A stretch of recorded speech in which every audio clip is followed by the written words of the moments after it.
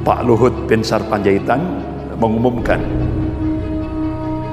diprediksi bulan Juni 2023 yang meresmikan proyek kereta cepat Jakarta-Bandung itu adalah Presiden Cina Xi Jinping. Cina diberikan HGB untuk ibu kota IKN, ibu kota negara yang baru di Kaltim ya. Itu 160 tahun. Berarti penjajahan tanpa perang. Ternyata Cina memberikan bantuan hutang ke Indonesia tahap pertama 647 triliun. Muncul sebuah nota diplomatik Kedubes Amerika di Beijing dengan kode referensi Beijing 1448. Isinya apa? Pemerintah Partai Komunis Cina, pemerintah Cina akan melakukan akselerasi percepatan menjadikan Indonesia menjadi sebuah negara sekuler. Akhirnya Presiden kita secara formal terbang ke Istanbul, Turki. Presiden kita ziarah ke makamnya Mustafa Kemal Atatürk, bapak sekuler tingkat dunia. Ini orang yang diadab oleh Allah setelah Fir'aun. Dalam satu kesempatan Mustafa Kemal berpidato di depan tentara ex-tentara Khalifah Turki. Dalam pidatonya Mustafa membanggakan dirinya dengan berkata, gini, sekarang siapa yang berkuasa, aku atau Tuhan? Kematiannya benar-benar sangat mengerikan. Dan jasadnya tertolak oleh bumi. Jadi begitu jasadnya itu dikubur, itu langsung terpental. Ini hak, Pak, bukan fiktif, nyata. Akhirnya setelah Indonesia secara formal mengunjungi makam Mustafa Kemal Atatürk, akhirnya pemerintah resmi, presiden resmi hari Senin 13 Juni 2016 menghapus 3143 perda Islami seluruh Indonesia. Subhanallah walhamdulillah wa la ilaha illallah. Wa tilkal ayyam nudawwiluha bainan nas, dan masa kejayaan dan kehancuran, masa kemenangan dan kekalahan Allah pergilirkan di tengah-tengah manusia itu, supaya dari situ bisa diambil ibrah, pelajaran. Waliya'lamallahu alladziina amanu, dan Allah ingin menunjukkan bukti kebenaran itu pada hamba-hambanya yang amanu, yang beriman kepada Allah, yang muwahhid. Wa yattakhidha minkum syuhada, dan Allah ingin menjadikan sebagian mukmin ini gugur sebagai syuhada. Itu yang sudah pernah saya sampaikan, yaitu satu hadis dari Hudzaifah bin Yaman radhiyallahu an, hadis riwayat Imam Ahmad, sudah pernah saya sampaikan, tidak perlu saya ulang ya.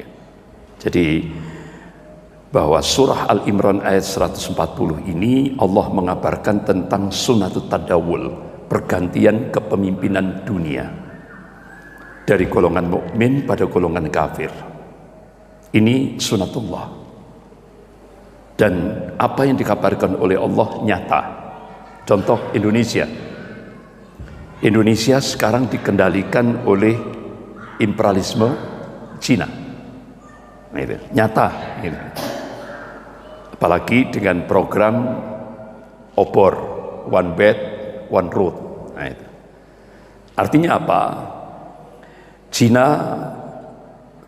sebenarnya ekspansi untuk melakukan peperangan, tapi bukan perang militer.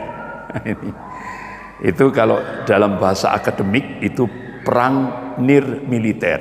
Nah, itu. Kalau dalam bahasa militer itu perang asimetris. Perang asimetris itu yang dilakukan Cina untuk Indonesia. Gitu. Nah, Bapak-bapak, Ibu yang dimuliakan Allah, dua pakar intelijen dunia, dua pakar strategi perang dunia, yaitu Peter Warren dan August Cole, melakukan riset dan akhirnya dipublish hasil risetnya. Diprediksi tahun 2030 di Indonesia ini akan terjadi bencana. Apa? Bencana geopolitik. Artinya apa? Indonesia tidak lagi punya kedaulatan. Yang ada adalah Indo-Cina. Jadi bahkan dua mantan Panglima TNI, yaitu Bapak Jenderal Purnawirawan Djoko Santoso, Allahumma yarham, sudah meninggal beliau, dan Bapak Jenderal Purnawirawan Gatot Nurmantio, ketika merespon hasil riset dua pakar intelijen dunia, dua pakar strategi perang dunia, Peter Warren dan August Cole, apa respon beliau? Tidak menutup kemungkinan lebih cepat daripada tahun 2030. Lebih cepat. Kira-kira apa kira-kira tanda-tandanya?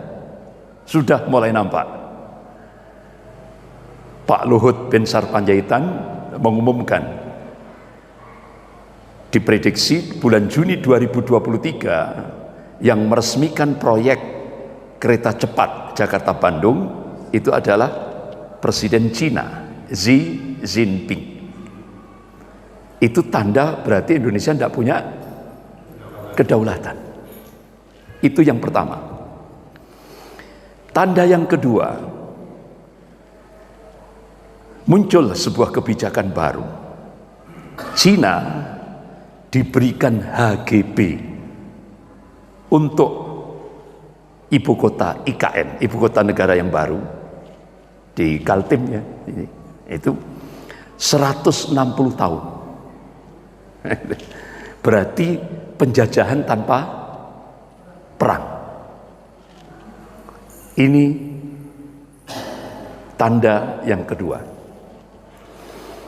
Tanda yang ketiga, ada lagi kebijakan visa second home. Jadi orang-orang Cina daratan boleh nempat di Indonesia 10 tahun baru ngurus kembali. Artinya apa? Mantan kepala BIN, mantan kepala Badan Intelijen Negara, mantan Gubernur DKI Pak Sutioso, nah itu, ini penjajahan tanpa perang. Pak Sutioso sudah mengingatkan, tidak mungkin bakal balik. Karena ini perang asimetris. Nah inilah yang terjadi. Nah, itu dalam aspek pertahanan. Nah sekarang bagaimana dalam aspek ideologi? Nah ini. Ternyata Cina memberikan bantuan hutang ke Indonesia tahap pertama 647 triliun. Itu tidak ada istilah free lunch, makan siang gratis, tidak ada. Ada take and give. Apa? Muncul sebuah nota diplomatik Kedubes Amerika di Beijing dengan kode referensi Beijing 1448. Isinya apa? Pemerintah Partai Komunis Cina, pemerintah Cina akan melakukan akselerasi percepatan menjadikan Indonesia menjadi sebuah negara sekuler. Artinya apa? Dalam kehidupan berbangsa dan bernegara, Cina mengajukan syarat agama harus dipisah dalam kehidupan berbangsa dan bernegara. Itulah yang kita sebut dengan pemerintahan sekuler. Jadi pemerintahan sekuler, sekularisme itu secara umum dapat didefinisikan sebagai pemisahan agama dan kehidupan publik. Dalam konteks pemerintahan, sekularisme itu bermakna tidak diterimanya argumentasi agama sebagai landasan hidup bernegara, atau kalau bahasa Arabnya fasrudin anid daulah, dan ditolaknya aturan agama sebagai landasan aturan hukum positif. Akhirnya bapak-bapak, ibu-ibu yang dimuliakan Allah, kira-kira Indonesia menerima enggak syarat itu? Sami'na wa ata'na. Kami dengar, kami taat. Akhirnya presiden kita secara formal terbang ke Istanbul, Turki. Ziarah ini sebagai apa? Istilahnya formalitas.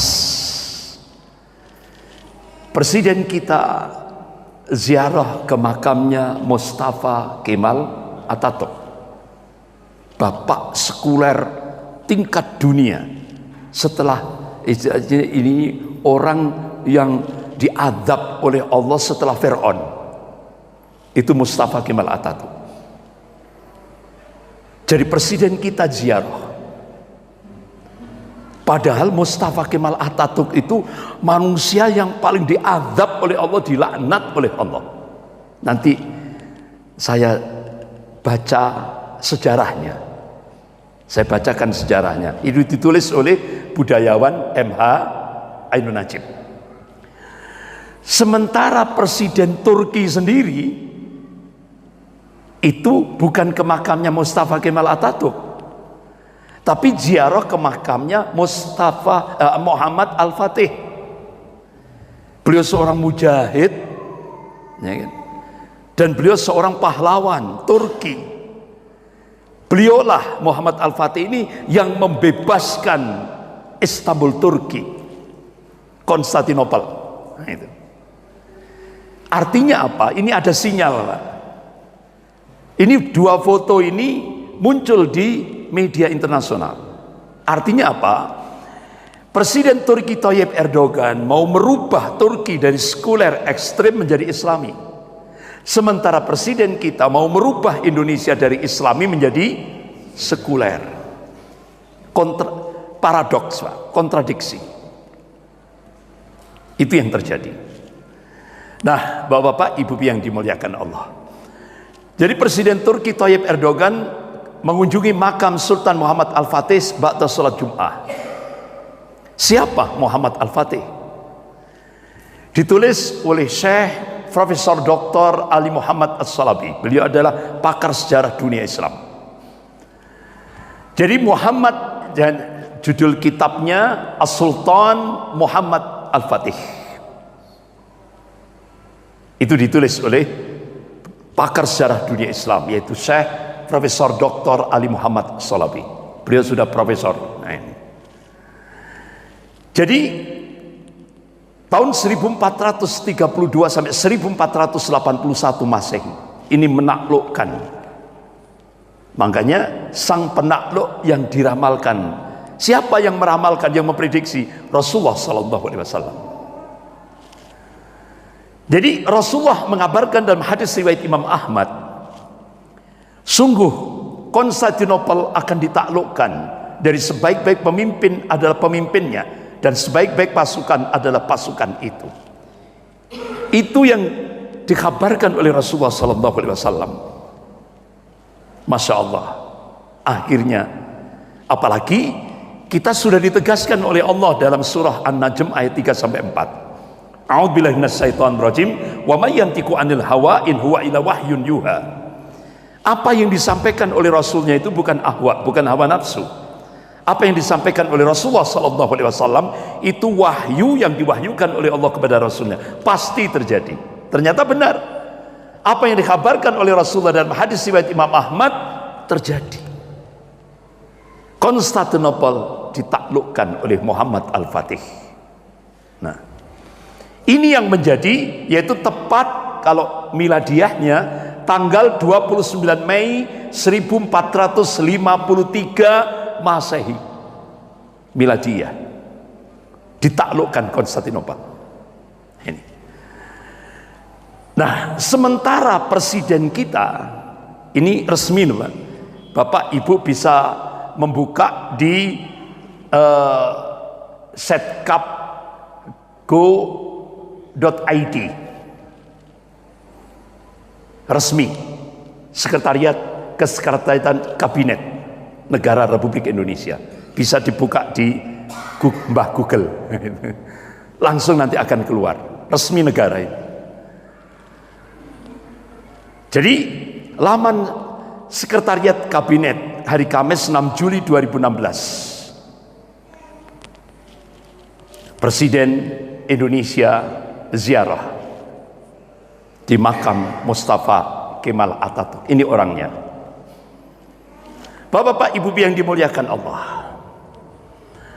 Jadi Mustafa Kemal Atatürk ini benar-benar kematiannya benar-benar sangat mengerikan.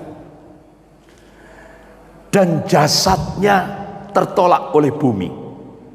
Jadi begitu jasadnya itu dikubur, itu langsung terpental. Ini hak, Pak, bukan fiktif, nyata. Itu dilihat oleh banyak tokoh-tokoh Turki. Ditolak oleh bumi. Jadi mengingatkan peristiwa berdarah tanggal 3 Maret 1924, bertepatan 28 Rajab 1342 Hijriah. Ini merupakan tanggal penting dalam perjalanan sejarah umat Islam dunia. Pada saat itu secara resmi kekhalifahan Islamiyah Turki Utsmani dibubarkan oleh Mustafa Kemal Atatürk. Dia ini keturunan Yahudi Inggris, keturunan Yahudi tapi termasuk agen Inggris, Britania. Nah, sejak saat itulah umat Islam tidak lagi memiliki institusi politik yang menyatukan umat Islam seluruh dunia. Umat Islam akhirnya tercerai-berai menjadi lebih dari 50 negara bagian atau nation state yang membuat umat Islam lemah. Karena Mustafa Kemal Atatürk. Jadi beliau inilah yang dianggap berkhianat terhadap Islam dalam tingkat global.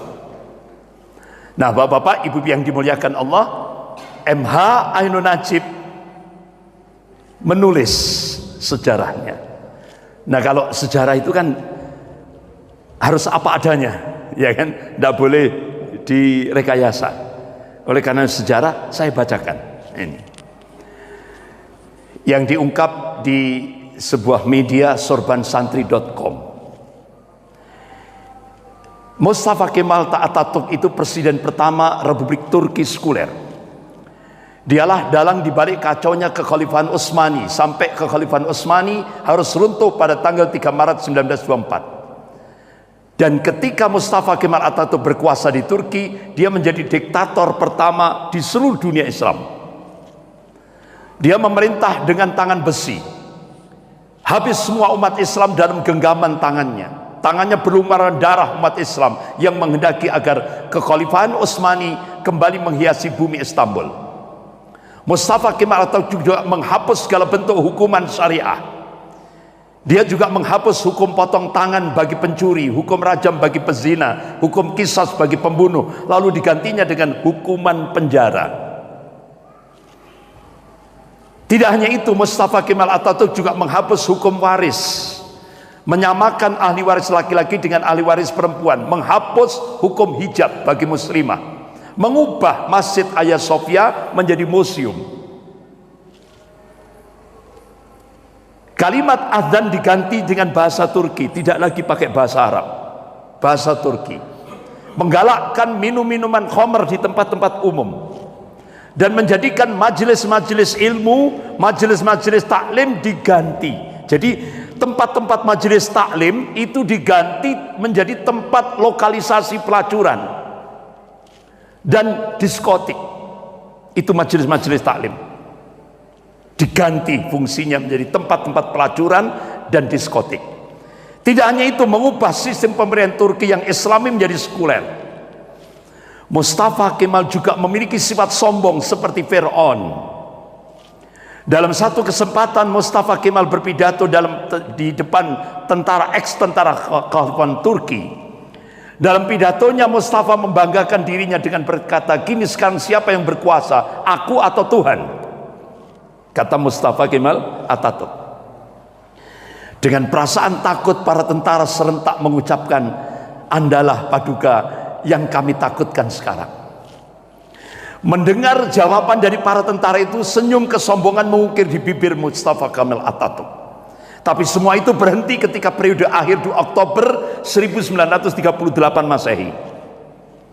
Saat itu Mustafa Kemal awalnya menderita penyakit kulit. Namun Mustafa Kemal menderita penyakit tambahan yakni malaria, liver, dan penyakit kelamin. Dokter pribadinya pun memberi salep dan dioleskan di kulitnya yang luka karena garukan dari kukunya. Syekh Dr. Abdullah Azzam rahimahullah dalam bukunya, dalam kitabnya Al-Manaratul Mafqudah menjelaskan prosesi ajal Mustafa Kemal Atatürk yang sangat mengerikan, kata beliau. Menurut Syekh Dr. Abdullah Azzam Allahumma yarham, sebuah cairan berkumpul di perutnya secara kronis. Ingatannya melemah, darah mulai mengalir dari hidungnya tanpa henti. Darah terus mengalir.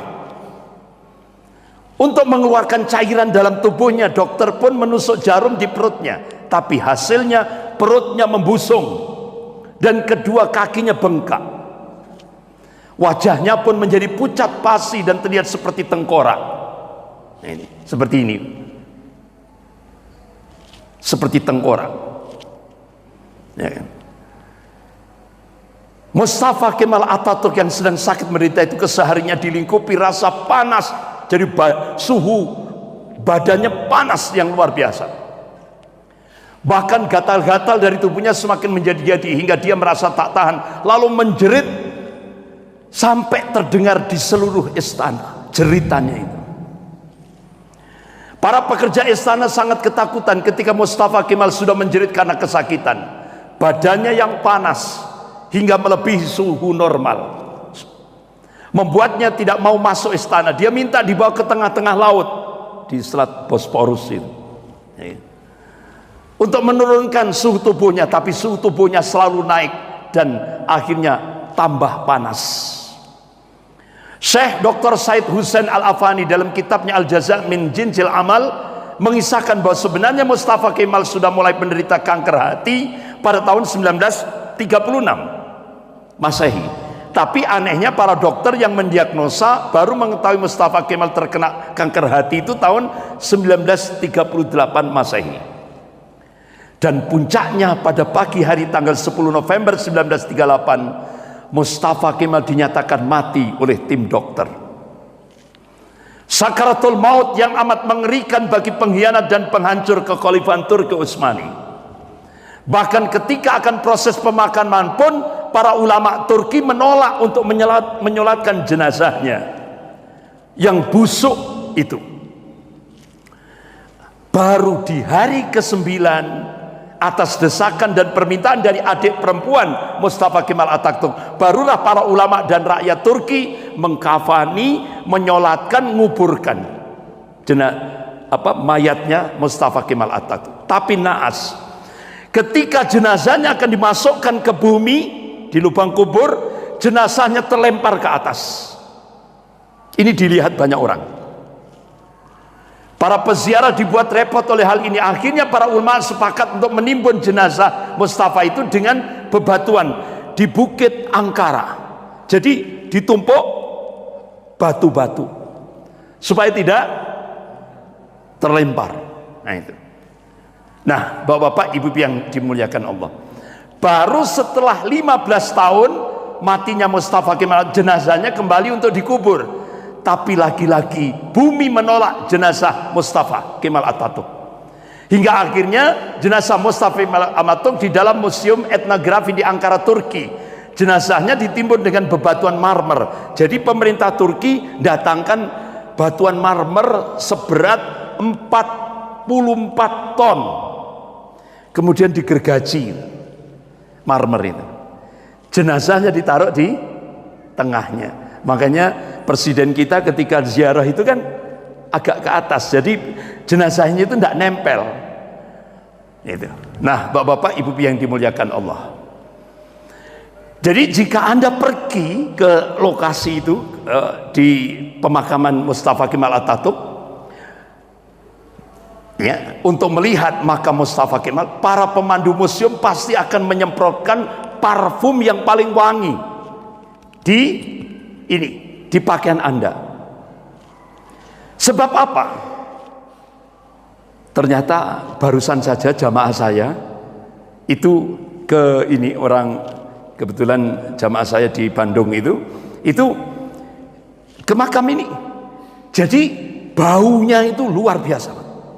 Padahal sudah disemprot parfum, masih bau. Itu bukan kata penjaganya, itu bukan bau sapi tank, bukan bau WC. Itu bau mayat Mustafa Kemal Atatürk sampai sekarang itu. Nah, ini kisah ini memberikan ibrah, pelajaran. Seperti kata beberapa ulama, kalau kamu benci dan mencoba menjegal khilafah, maka kamu akan melawan Allah. Lihat, kematian yang mengerikan menimpa Mustafa Kemal Atatürk, si penjegal dan penghancur khilafah Utsmaniyah. Aroma bau yang terus keluar dari makam Mustafa Kemal adalah caranya Allah memperingatkan pada siapa saja yang mencoba sombong dengan kekuasaannya dan melawan syariatnya, maka dia akan mendapatkan kematian yang terhina. Ini diakhiri dengan wallahu a'lam bissawab, yaitu MH Ainun Najib, ditulis oleh MH Ainun Najib. Ini. Nah, Bapak-bapak, Ibu yang dimuliakan Allah, akhirnya setelah Indonesia secara formal mengunjungi makam Mustafa Kemal Atatürk, akhirnya pemerintah resmi, presiden resmi hari Senin 13 Juni 2016 menghapus 3143 perda Islami seluruh Indonesia. Baru tahu apa sudah tahu? Baru tahu. Memang tidak diekspos di media, tidak diekspos di media. Tapi kalau di media ini, di media apa itu cetak elektronik diekspos di media elektronik. Ini. Jadi sebagai syarat terhadap Cina, nah itu. Akhirnya 3143 perda Islami dihapus oleh presiden. Kemudian di Sumatera Utara, Tapanuli Tengah, presiden menegaskan hari Jumat 24 Maret 2017 di Tapanuli Tengah, politik dan agama harus dipisah. Karena konsekuensi Indonesia mendapatkan bantuan hutang dari Cina. Agama harus disingkirkan dalam kehidupan berbangsa dan bernegara. Agama hanya privasi, pribadi. Tapi dalam kehidupan berbangsa dan bernegara harus dihapuskan. Nah, Bapak-bapak, Ibu yang dimuliakan Allah, akhirnya gayung bersambut. Politisi PDIP yaitu Pak Jarod, waktu itu jadi wakupnya Pak Ahok, ya kan? Perda syariah itu bertentangan dengan semboyan negara Bhinneka Tunggal Ika. Ini nggak ngerti konstitusi. Padahal kan Undang-Undang Dasar 45 pasal 29 negara melindungi keyakinan setiap warga negara. Beliau ini nggak ngerti, nggak paham konstitusi. Bahkan yang lebih parah lagi, ini politisi PDIP ngajak untuk meninggalkan agama, karena agama itu biang kerok problem di Indonesia. Ini. Nah, Bapak-bapak, Ibu yang dimuliakan Allah, bagaimana respon Ketua Majelis Ulama Indonesia Pusat, yaitu Kiai Haji Ma'ruf Amin? Belum jadi wapres, Pak. Belum jadi wakil presiden.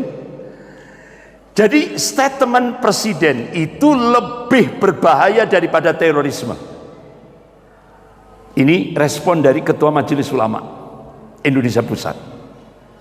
Kalau terorisme itu yang meninggal ratusan. Kalau statement presiden itu bisa menghancurkan sebuah negara. Itu, Pak. Bahkan sampai Profesor Amin Rais mengatakan kalau politik dipisah dari agama, politik menjadi kering dari nilai-nilai kebaikan, akan jadi beringas, akan jadi eksploitatif. Jadi kata-kata Pak Jokowi itu keliru besar. Nah, akhirnya Presiden Jokowi pakai filosofi Jawa, politik filosofi Jawa.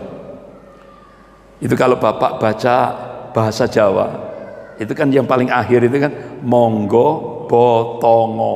Nah, itu. Dipangku mati. Nah, akhirnya Kiai Haji Ma'ruf Amin dipangku mati. Ini. Itu politik filosofi Jawa. Sama dengan yang Menteri Agama Pak Yakut Kumas. Itu pakai politik filosofi Jawa, napok nyileh tangan. Artinya apa? Merusak Islam lewat orang Islam sendiri. Makanya jangan kaget Menteri Agama kita ngomongnya apa? Adzan dipersamakan dengan gonggongan anjing. Habis itu ngomong lagi pada saat acara podcast dengan Deddy Kobuser itu. Dia katakan Islam itu agamanya Arab. Astagfirullah, begitu dangkal ilmu Menteri Agama kita karena lulusan SMA. Dangkal sekali. Padahal kita itu mulai dari kecil Pak diajari Islam itu agamanya Allah, bukan agamanya orang Arab, agamanya Allah. Dan Islam itu didakwakan oleh Rasulullah bukan hanya untuk orang Arab tapi seluruh dunia, karena Islam itu rahmatan lil alamin. Jadi Islam itu bukan agama pendatang. Makanya Menteri Agama kita ngomong Islam itu agama pendatang. Jadi harus menyesuaikan budaya Indonesia.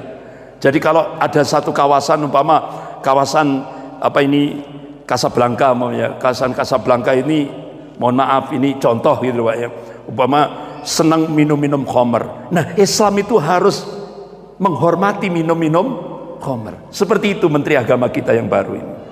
Astagfirullah. Napok nyilih tangan. Nah ini Pak. Jadi seperti itu. Bapak-bapak, ibu-ibu yang dimuliakan Allah. Akhirnya pimpinan pusat Muhammadiyah Profesor Haidar Nasir menegaskan negara jangan diatur menjadi sekuler dan liberal. Itu menyalahi, melanggar konstitusi negara. Alhamdulillah Muhammadiyah mengingatkan, jangan Indonesia jangan diarahkan pada sekuler dan liberal. Kenapa? Dalam preambul pembukaan Undang-Undang Dasar 1945, negara Republik Indonesia berdasarkan ketuhanan yang Maha Esa. Indonesia ini religius, bukan sekuler. Akhirnya pimpinan pusat Muhammadiyah melakukan konvensi pers. Waktu itu diwakili oleh Profesor Dr. Kiai Haji Yunahar Ilyas, Allahumma yarham, beliau sudah meninggal. Itu tanggal 29 Maret 2017. Muhammadiyah tegas Indonesia bukan negara sekuler. Politik tidak bisa dipisahkan dari agama. Ini penegasan Muhammadiyah. Bapak-bapak, ibu-ibu yang dimuliakan Allah. Bahkan Habib Rizik Syihab memberikan komentar. Nah, yang bilang politik harus dipisah dengan agama berarti menjalankan politik komunis ala Cina. Nah, itu jadi. Bahkan sampai wartawan senior Asari Usman mengatakan kalau kata presiden politik tanpa agama berarti rakyatnya harus ateis atau komunis. Itu logika politiknya seperti itu. Nah, bapak-bapak, ibu-ibu yang dimuliakan Allah, alhamdulillah begawan ilmu politik yaitu Profesor Dr. Husnul Mariah PhD, guru besar ilmu politik Universitas Indonesia. Beliau menegaskan agama adalah norma tertinggi dalam etika politik di Indonesia. Itu sesuai dengan konstitusi negara. Artinya apa? Kata beliau, jangan hinakan umat Islam di Indonesia. Beliau menegaskan seperti itu. Bapak-bapak, ibu-ibu yang dimuliakan Allah, ternyata gayung bersambut.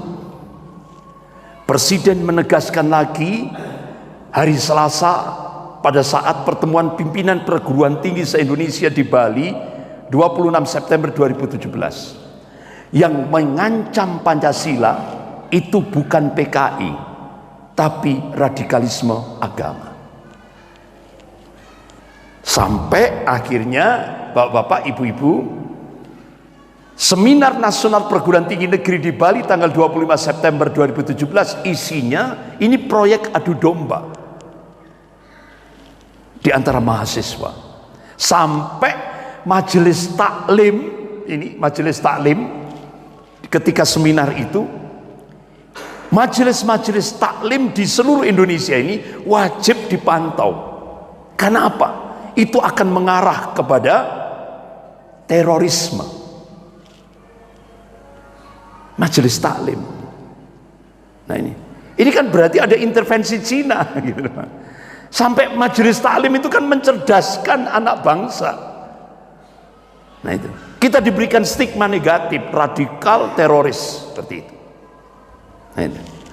Bapak-bapak, ibu yang dimuliakan Allah. Akhirnya Ketua Bidang Kajian Majelis Ulama Indonesia Pusat, Profesor Yunahal Ilyas mengatakan pemerintah sebaiknya segera menafsirkan definisi dari radikal atau radikalisme dengan mengajak tidak hanya BNPT tapi ulama diajak, jangan BNPT saja, ulama harus dilibatkan. Harusnya apakah itu BNPT pemerintah buat definisinya seperti apa, jangan ditafsirkan sendiri, ulama harus dilibatkan. Jangan sampai digunakan untuk menghabisi pihak-pihak yang tidak disukai. Ini kritik dari Ketua Bidang Kajian Majelis Ulama Indonesia Pusat, Profesor Yunahar Ilyas. Sudah meninggal beliau. Nah, akhirnya pimpinan Pusat Muhammadiyah menegaskan bahwa jangan menjadikan Pancasila menjadi ideologi ekstrim dan dipertentangkan dengan agama dan kebudayaan bangsa. Jangan. Kenapa? Karena nilai-nilai Pancasila itu secara organik telah tumbuh hidup dalam kesadaran, alam pikiran, dan laku bangsa Indonesia yang beragama dan berkebudayaan luhur. Sudah, jangan dipertentangkan lagi.